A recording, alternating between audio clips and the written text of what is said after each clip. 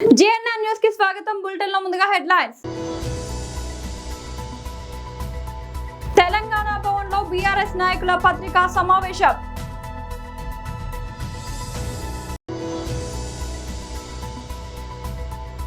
నాంపల్లిలోని BJP రాష్ట్ర కార్యాలయంలో సంయుక్త పత్రికా సమావేశం.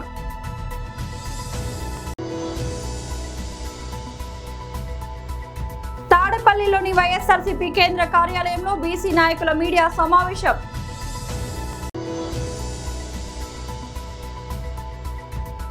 బండి భగీరథ్ ను జైలు నుంచి కస్టడీకి తీసుకున్న పోలీసులు. తెలంగాణ భవన్ లో బీఆర్ఎస్ నాయకుల పత్రికా సమావేశం. హరీష్ రావు గారు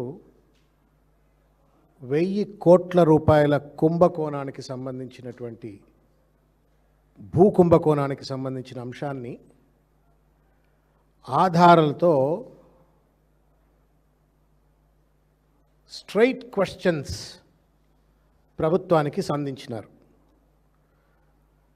ఆధారాలతో ఇంతవరకు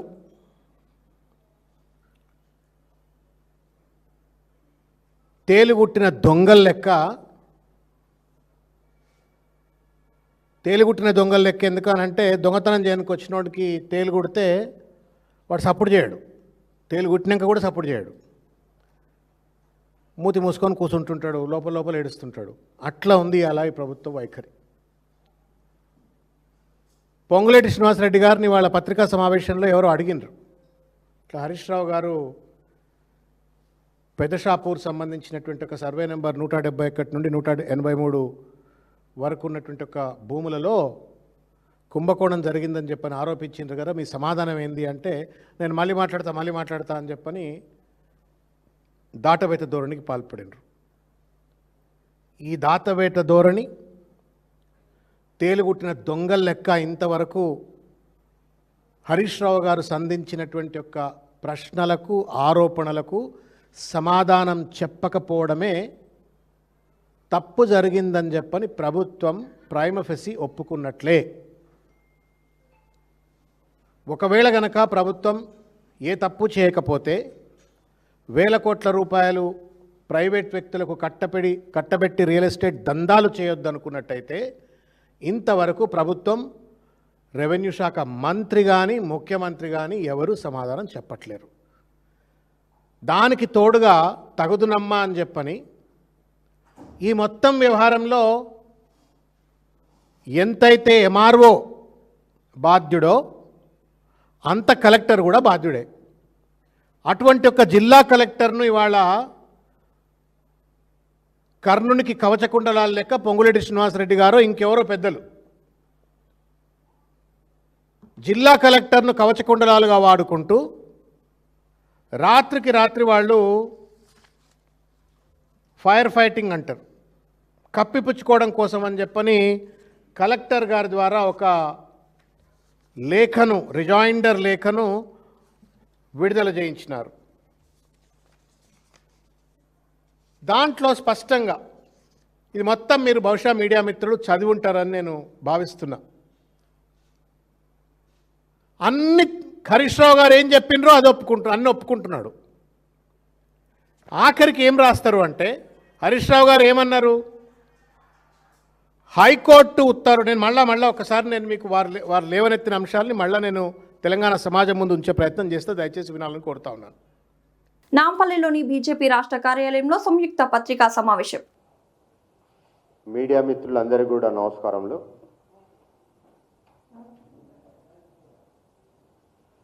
నిన్న అత్యావేశంతో బీఆర్ఎస్ నాయకుడు మాజీ ఎమ్మెల్యే బాల్క సుమన్ గారు మాట్లాడిన ధోరణి పద్ధతి, రెచ్చగొట్టే విధానం రాష్ట్ర ప్రజలకు అదేవిధంగా ప్రభుత్వ ఆస్తులు ముఖ్యంగా రైల్వేకి సంబంధించిన ఆస్తులను ధ్వంసం చేయమని చెప్పేసి కార్యకర్తలందరినీ కూడా ప్రభుత్వ ఆస్తులను ధ్వంసం చేయమని చెప్పేసి ఒక సమావేశంలో మాట్లాడారు. సో మేము బాల్క సుమన్ గారు ఏదైతే నిన్న మాట్లాడిన విధానాన్ని పూర్తిగా ఖండిస్తూ మీ మాటల వెనుక ఏదైతే మీరు ఆవేశంగా ధ్వంసం చేయాలి, ఒక తీవ్రవాదాన్ని మళ్ళీ తీసుకురావాలనే ఒక సంకల్పంతో మాట్లాడిన విధానాన్ని అసలు మీకు ప్రేరణ కల్పించింది లేదా ఈ విధంగా కార్యక్రమాలు చేయించాలని చెప్పింది, దీని వెనుక పెద్ద కుట్ర దాగి ఉందని చెప్పేసి పత్రికాముఖంగా తెలియజేస్తున్నాం. కావాలని చెప్పేసి బీఆర్ఎస్ ఈ రాష్ట్రంలో అరాచకం సృష్టించాలి, అరాచక శక్తులను పెంచి పోషించాలి, దాని ద్వారా మళ్ళీ ప్రభుత్వంలోకి రావాలి అనే ఒక ఆలోచన విధానంతో ఈరోజు ఈ బీఆర్ఎస్ ఈ రాష్ట్రంలో మరొకసారి విజృంభించాలి అనే ఒక ఆలోచనతోటి కేటీఆర్ ఆలోచన విధానాన్ని ముందుకు తీసుకుపోతందుకే ఈ బాల్క సుమన్ను ఆ విధంగా మాట్లాడించినట్టు మాకు అనిపిస్తుంది.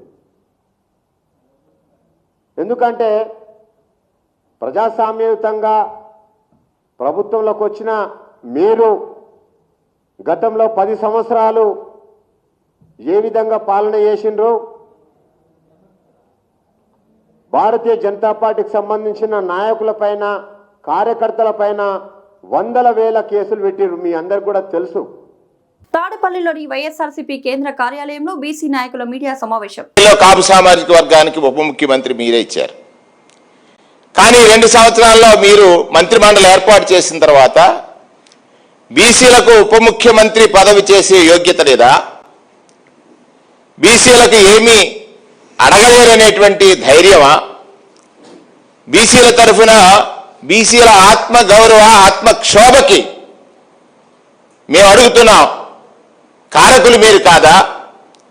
అంటే ఈ రాష్ట్రంలో రాజ్యాధికారం కోసం అనేక ఉద్యమాలు చేసి రాజ్యాధికారం పొందలేని స్థితిలో ఉన్నటువంటి అనేక కులాలకి నాడు జగన్మోహన్ రెడ్డి గారు చేసినటువంటి మేళ్లు, మీరు అనేక అసత్య ప్రచారాలు చేయటం ద్వారా ఈరోజు అధికారంలోకి వచ్చారు. మరీ అడుగుతున్నాను నేను, ఎక్కడ బీసీలకు ఉప ముఖ్యమంత్రి పదవి ఇవ్వలేదు ఎందుకు? అంటే బీసీలంటే మీకు చులకనా? బీసీలంటే మీకు లోకువా? మీరు వెనకబడ్డ కులాల్ని వెనకబాటుకి నెట్టేయడానికి ఇదొక్క ఉదాహరణ చాలదా అని సందర్భంగా నేను అడుగుతా ఉన్నాను. ఈ సందర్భంలో ఇంకోటి అడుగుతా ఉన్నాను, మీరు పదే పదే బీసీలకు చాలా చేశాం అని మాట్లాడుతూ ఉంటారు. బీసీలను మోసం చేశారు, మీరు చాలా చేయటం కాదు, మోసాలు చాలా చేశారు బీసీలకు. ఆ రోజు సామాజిక న్యాయానికి పెద్దపీట వేసి 56 కార్పొరేషన్లు ఒకేసారి 672 మంది డైరెక్టర్లతోటి 56 కార్పొరేషన్లు మోస్ట్ బ్యాక్వర్డ్ క్లాస్ కార్పొరేషన్తో సహా వేస్తే మీరు రోజు ఒకే ప్రచారం చేశారు. మీరు కార్పొరేషన్లు వేశారు, కార్పొరేషన్లకి ఎక్కడా భవనం లేదు, వాళ్ళకి రూమ్ లేదు, టేబుల్ లేదు అనేటువంటి మాటలు మాట్లాడారు. ఇప్పటి వరకు మీరు 40 మందిని మాత్రమే కార్పొరేషన్ చైర్మన్లుగా వేశారు. అంటే మిగతా 16 కార్పొరేషన్లో ఉన్న కులాల్ని చిన్నగా చూడటం కాదా? ఇది బీసీలకు చేసే మేలా? అంటే బీసీలు అడగలేరని మీరు అనుకుంటున్నారా? బీసీలు ఇవాళ చైతన్యం కావాల్సినటువంటి అవసరం ఉంది. అబద్ధాలకు వేదికగా మహానాడు పెట్టి నేను చేసినటువంటి పనులు అంటే మోసాలు ఎలా చేస్తున్నానని చెప్పేటువంటి ఒక వేదిక ఇవాళ చంద్రబాబు నాయుడు గారి యొక్క ప్రసంగంలో కానీ లోకేష్ గారి ప్రసంగంలో కానీ చూసినట్లయితే బీసీలు ప్రతిసారి మోసపోయారు తెలుగుదేశం పాలనలో. మీ అవసరాల కోసం అబద్ధాలని హామీలుగా ఇచ్చి అధికారంలోకి వచ్చి వాటిని అమలు చేయకుండా బీసీలని దగా చేసినటువంటి పార్టీ తెలుగుదేశం పార్టీ. దానికి ఇవాళ కూటమి ఎదురైంది. అందుకే నేను మరొకసారి అడుగుతున్నాను. తెలంగాణ రాజకీయాల్లో సంచలనం సృష్టించిన పోక్సో కేసు నిందితుడు బండి భగీరథ్ను పోలీసులు కస్టడీలోకి తీసుకున్నారు. కేంద్ర హోంశాఖ సహాయ మంత్రి బండి సంజయ్ కుమారుడు బండి భగీరథ్ను మేడ్చల్ మల్కాజ్గిరి కోర్టు ఆదేశాల మేరకు పోలీసులు ఈ రోజు ఉదయం కస్టడీలోకి తీసుకున్నారు. ఈ కేసులో మరింత లోతుగా విచారణ జరిపి మరిన్ని కీలక వివరాలు రాబట్టేందుకు పేట్ బషీరాబాద్ పోలీసులు కోర్టును ఆశ్రయించగా న్యాయస్థానం 3 రోజుల పోలీస్ కస్టడీకి అనుమతి ఇచ్చింది. ఈ నేపథ్యంలో ఈ రోజు ఉదయం పోలీసులు చర్లపల్లి కేంద్ర కారాగారానికి చేరుకొని భగీరథ్ను తమ ఆధీనంలోకి తీసుకున్నారు. ముందుగా నిందితుడికి ప్రభుత్వ నిబంధనల ప్రకారం వైద్య పరీక్షలు నిర్వహించిన అనంతరం భారీ భద్రత నడుమ పేట్ బషీరాబాద్ పోలీస్ స్టేషన్ కు తరలించారు. ఈ విచారణ ప్రక్రియ అంతా కుక్కట్పల్లి డీసీపీ ప్రత్యక్ష పర్యవేక్షణలో జరుగుతోంది. బాధితురాలి స్టేట్మెంట్ ఆధారంగా పోలీసులు మరిన్ని సెక్షన్లను చేర్చిన నేపథ్యంలో ఈ 3 రోజుల కస్టడీ విచారణ అత్యంత కీలకంగా మారనుంది. నంద్యాల జిల్లా నందికొట్కూరు పట్టణంలో బుధవారం రోజు సిపిఐ ఎంఎల్ లిబరేషన్ పార్టీ ఆధ్వర్యంలో కొత్త బస్టాండ్ నుండి పొట్టి శ్రీరాములు సర్కిల్ మీదుగా పటేల్ సెంటర్ వరకు బైక్లను ఆటోలకు తాడు కట్టి లాగుతూ ర్యాలీగా నిరసన చేశారు. ఈ సందర్భంగా సిపిఐ ఎంఎల్ లిబరేషన్ పార్టీ జిల్లా కార్యదర్శి పిక్కిలి వెంకటేశ్వర్లు మాట్లాడుతూ కేంద్ర రాష్ట్ర ప్రభుత్వాలు పెట్రోల్ డీజిల్ గ్యాస్ వినియోగదారులపైన ఒకే నెలలో 4 సార్లు పెట్రోల్ డీజిల్ గ్యాస్ ధరలు పెంచి వినియోగదారులకు నడ్డి విరుస్తున్నారని ఆగ్రహం వ్యక్తం చేశారు. 100 రూపాయలు ఉన్న పెట్రోల్ ఏకంగా 126 రూపాయలు అయిందని, డీజిల్ 115 రూపాయలు పెరిగిందని, గ్యాస్ 995 రూపాయలు పెరిగి ధరలు అంతు లేకుండా పోయిందని ఆవేదన వ్యక్తం చేశారు. డీజిల్, పెట్రోల్, గ్యాస్ వినియోగదారులపై భారం మోపి వచ్చినటువంటి ఆదాయాన్ని కేంద్ర రాష్ట్ర ప్రభుత్వాలు దోచుకుంటున్నాయని తెలిపారు. అదేవిధంగా డీజిల్, పెట్రోల్, గ్యాస్ కొనుగోలు చేసేటువంటి వ్యాపారస్తులు, డీలర్స్ కు కూడా అధిక మొత్తంలో డబ్బు చెల్లించాల్సి వస్తుందని అన్నారు. కేంద్ర రాష్ట్ర ప్రభుత్వాలు ఎన్నికల ముందు ఇచ్చిన హామీలను తుంగలో తొక్కి ప్రజలపై పెట్రోల్, డీజిల్, గ్యాస్ ధరల, ఇంటి పన్నులు పెంచి బాధుడు భారం అవుతున్నాయని ఆయన అన్నారు. ఇలాగే ఉంటే ప్రజలు భవిష్యత్తులో తగిన గుణపాఠం చెప్తారని తెలిపారు. ఇప్పటికైనా కేంద్ర రాష్ట్ర ప్రభుత్వాలు పునః ఆలోచన చేసి పెంచిన పెట్రోల్, డీజిల్, గ్యాస్ ధరలను తగ్గించాలని హెచ్చరించారు. లేని పక్షంలో ప్రజలతో కలిసి ప్రజా ఉద్యమాలు నిర్వహిస్తామని హెచ్చరించారు. ఈ కార్యక్రమంలో సిపిఐ ఎంఎల్ లిబరేషన్ పార్టీ మండల కార్యదర్శి కాటెపోగు స్వామన్న, పట్టణ కార్యదర్శి బి రామకృష్ణ, జిల్లా నాయకులు టి నరసింహులు, వేల్పుల ఏసన్న, ధనుంజయుడు, హరినాయుడు, మహిళా నాయకురాలు ఎస్బిబిబి లక్ష్మీదేవి, మణికుమారి, నూర్జహాన్, నవ్వెసాని, శిరీష తదితరులు పాల్గొన్నారు. అదేవిధంగా కూడా ఈరోజు మనం చూస్తే మరి ఇప్పటికే 123 రూపాయల పవర్ పెట్రోల్ 126 రూపాయలు పెరిగిన పరిస్థితి మనకు కనపడతా ఉంది. సామాన్యమైనటువంటి వినియోగదారులు ఈరోజు ప్రజలపైన భారాలు వేస్తూ ఉన్నారు. అందుకనగా ఈరోజు మన సిపిఎం లిబరేషన్ పార్టీగా కేంద్ర ప్రభుత్వాన్ని, ప్రధానమంత్రి నరేంద్ర మోడీ గారిని హెచ్చరిస్తూ ఉన్నాం. ఏదైతే డీజిల్, పెట్రోల్ ధరలు పెంచుతూ ఉన్నారో తక్షణమే వాటిని తగ్గించకపోతే రాబోయే కాలంలో ప్రజల పెద్ద ఎత్తున బుద్ధి చెప్తామని చెప్పేసి మేము హెచ్చరిస్తా ఉన్నాం. అదేవిధంగా ఈరోజు మీరు చూడండి, తెలుగుదేశం పార్టీ వాళ్ళు మహానాడు జరుపుతా ఉన్నారు. మంచిదే. అయితే మీ అందరికీ కూడా మేము ఒక్కటే విజ్ఞప్తి చేస్తూ ఉన్నాం. మీ మహానాడులో నరేంద్ర మోడీ గారిని వ్యతిరేకించండి. పెట్రోల్, డీజిల్ ఈరోజు వినియోగదారులకే కాదు, తెలుగుదేశం పార్టీ వాళ్ళకైనా, బీజేపీ వాళ్ళకైనా, జనసేన వాళ్ళకైనా ఈరోజు వినియోగదారులపైన భారం పడుతూ ఉంది. అందుకని ఇక దీన్ని రాష్ట్ర ప్రభుత్వాలు తీవ్రంగా ఖండించాలని చెప్పేసి మేము హెచ్చరిస్తా ఉన్నాం. ఎందుకొరకంటే ధరలు అదుపులో లేకుండా ఈరోజు భారాలు పేద ప్రజలపైన వేస్తూ ఉన్నారు. తక్షణమే పెంచినటువంటి డీజిల్, పెట్రోల్ ధరలు ఒకే నెలలోనే 3 దఫాలు పెంచారు. సిగ్గుందా మోడీ గారికి? ఈరోజు ధరలు పెంచుతూ ఉంటే రాష్ట్ర ప్రభుత్వాలు ఈరోజు మోడీకి తప్పట్లు కొడుతున్నాయి, భజన చేస్తూ ఉన్నాయి ముఖ్యమంత్రి చంద్రబాబు నాయుడు గారు. ఈరోజు ఈ రకమైనటువంటి దాన్ని వ్యతిరేకించాలని చెప్పేస్తా ఉన్నాం. ప్రజలపైన, వినియోగదారులపైన ఏమాత్రం భారాలు వేసినాం ఊరుకునే పరిస్థితి లేదని చెప్పి హెచ్చరిస్తాం. నా పేరు Pikkili Venkateswarlu, CPM liberation party జిల్లా కార్యదర్శి.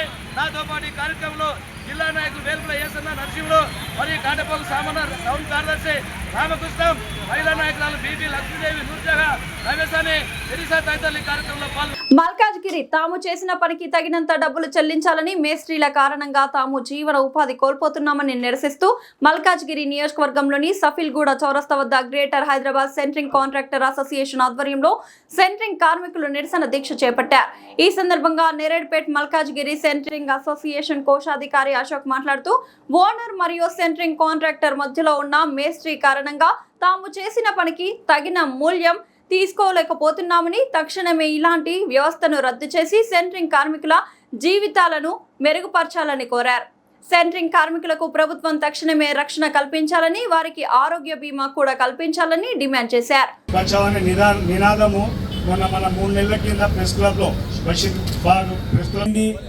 మేస్త్రికి హటావ్ సెంటరింగ్ బచావ్ అంటే మేస్త్రికి హటావ్ అంటే మొత్తం ఆ మేస్త్రిని ఇంటి నిర్మాణ రంగంలో మనం పోవాలి. మన నిర్మాణ రంగం నుంచి అని అనట్లేదు, ఇక్కడ అర్థం చేసుకోవాలి. ఏంటంటే నీ రేటు నువ్వు మాట్లాడుకోవాలి. జై సెంటరింగ్ కాంట్రాక్టర్ల ఐక్యత. కృష్ణన్న శాలువాతో సన్మానించడం జరుగుతుంది. మన కార్పొరేటర్ శ్రవణ్ కుమార్ చెప్పట్లు.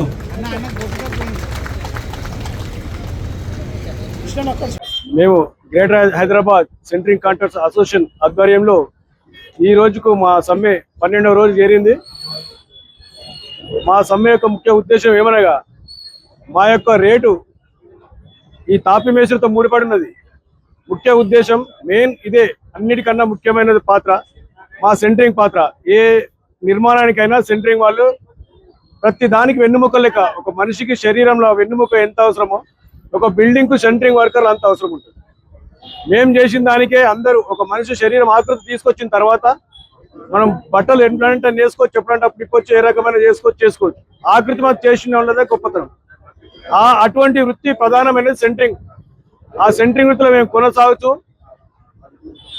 కొనసాగుతూ మా జీవనాలు గడుస్తున్నాయి. కానీ ఎదుగుదల మాత్రం లేదు. ఎందుకంటే మా మధ్యలో ఇంటి ఓనర్కు మాకు మధ్యలో ఒక మేస్త్రి అనే ఉంటాడు. ఆ మేస్త్రి ద్వారా మేము రేట్లు తీసుకొని ఆ మేస్త్రులు మా దాంట్లో మాకు పోటీతత్వం పెంచి ఒకరికొకరు రేట్లు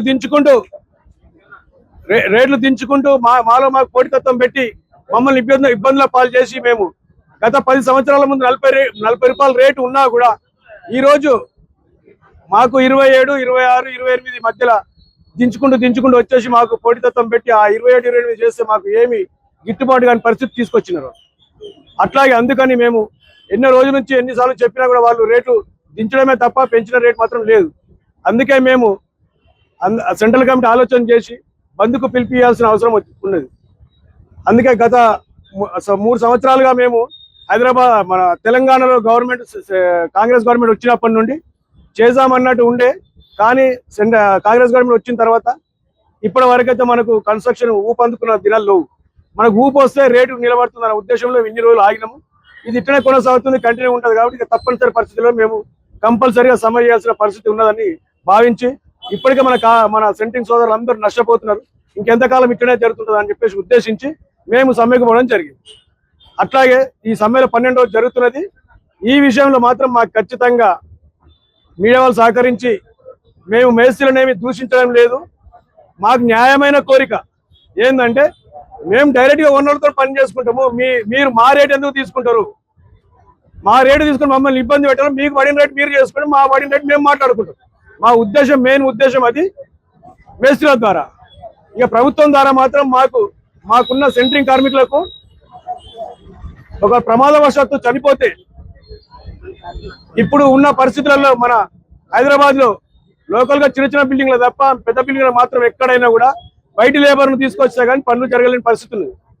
బయట లేబర్ను తీసుకొని వచ్చినా మన లోకల్ లేబర్ అయినా కూడా ప్రమాదవశాత్తు కార్డు లేని వారికి ఏమైనా ప్రమాదవశాత్తు జరిగి పెద్ద ఇబ్బందుల పాలైతే మాత్రం కార్డు లేకుండా ఎటువంటి ప్రయోజనం పొందడం లేదు సంక్షేమ బోర్డు ద్వారా. అటువంటి వారికి FIR ద్వారానే లేదా ఆధార్ కార్డు ద్వారానే మన సంక్షేమ బోర్డు ద్వారా రావాల్సిన సంక్షేమ పథకాలన్నీ అతనికి అందజేయవలసిందిగా ప్రధానమైన డిమాండ్. దాని తర్వాత ESI. ఎందుకంటే ఈరోజు ఏ చిన్న దెబ్బ తగిలినా ఏదైనా లేనిపోయిన రోగాలు ఏమైనా వచ్చినా ప్రభుత్వ అవసరాలు పోతే అలసత్వంతో వారికి న్యాయం జరగడం లేదు. అట్లాగే లేట్ అయిపోతే ప్రమాదాలు ముంచుకొస్తున్నాయి, ప్రాణాలు పోతున్నాయి. కాబట్టి ఒక ప్రైవేట్ దాంట్లో పోదామంటే మాత్రం లక్షల రూపాయలు ఖర్చు పెట్టి చూపించుకోలేని పరిస్థితులు ఉంటాయి. అందుకని ESI ద్వారా మాకు నాణ్యమైన వైద్య సేవలు అందుకున్నటకు వారికి మాకు అవకాశం ఇవ్వమని చెప్పేసి ESI ద్వారా ప్రభుత్వాన్ని కోరుతున్నాం. మేము రికార్డులు సృష్టించడం తెలుగుదేశం పార్టీకి కొత్త కాదని, ఆ పార్టీ ఆవిర్భావమే ఒక తిరుగులేని చరిత్ర, సంచలనమని ఏపీ హోంమంత్రి వంగలపూడి అనిత వ్యాఖ్యానించారు. మంగళగిరిలోని పార్టీ కేంద్ర కార్యాలయంలో జరుగుతున్న మహానాడు వేడుకల్లో ఆమె పాల్గొన్నారు.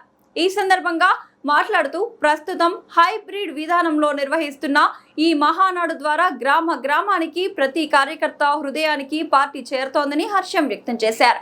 ఈ ఏడాది మహానాడును స్త్రీశక్తి థీమ్తో నిర్వహించడం మహిళల ఆత్మగౌరవం, సాధికారత, భద్రత పట్ల టీడీపీకి ఉన్న సంకల్పానికి నిదర్శనమని అనిత పేర్కొన్నారు. మహిళలకు రాజకీయాల్లో సముచిత ప్రాతినిధ్యం కల్పించాలనే ఉద్దేశంతోనే నారా లోకేష్ 33% సీట్ల కేటాయింపుపై భారీ ప్రకటన చేశారని గుర్తు చేశారు. ఇదే వేదికపై వైసీపీపై హోంమంత్రి తీవ్ర స్థాయిలో విరుచుకుపడ్డారు. గతంలో జై జగన్ అనడానికి నిరాకరించి జై చంద్రబాబు, జై తెలుగుదేశం అన్నందుకు బీసీ కార్యకర్త తోట చంద్రయ్యను గొడ్డలి పార్టీ రౌడీలు నడి రోడ్డుపై గొంతు కోసి చంపారు అని మండిపడ్డారు. నాటి జగన్ ప్రభుత్వం ఆ కుటుంబానికి అన్యాయం చేస్తే నేడు చంద్రబాబు ప్రభుత్వం వారికి అండగా నిలిచిందని, మహానాడు పండుగ వేళ చంద్రయ్య కుమారుడు వీరాంజనేయులు ప్రభుత్వ ఉద్యోగిగా నియమితులయ్యారని అనిత వెల్లడించారు. బులెటిన్ ముగించే ముందు హెడ్లైన్స్ మరోసారి. తెలంగాణ భవన్లో బీఆర్ఎస్ నాయకుల పత్రికా సమావేశం.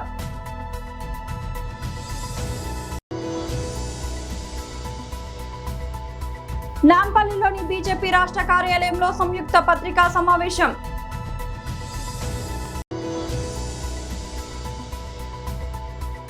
తాడేపల్లిలోని వైఎస్ఆర్సీపీ కేంద్ర కార్యాలయంలో బీసీ నాయకుల మీడియా సమావేశం.